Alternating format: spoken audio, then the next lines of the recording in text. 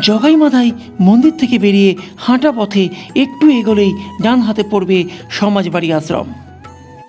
নবদ্বীপের শ্রীবাস অঙ্গন ঘাটের কাছে অবস্থিত প্রাচীনতম মন্দির হল এই সমাজবাড়ি আশ্রম।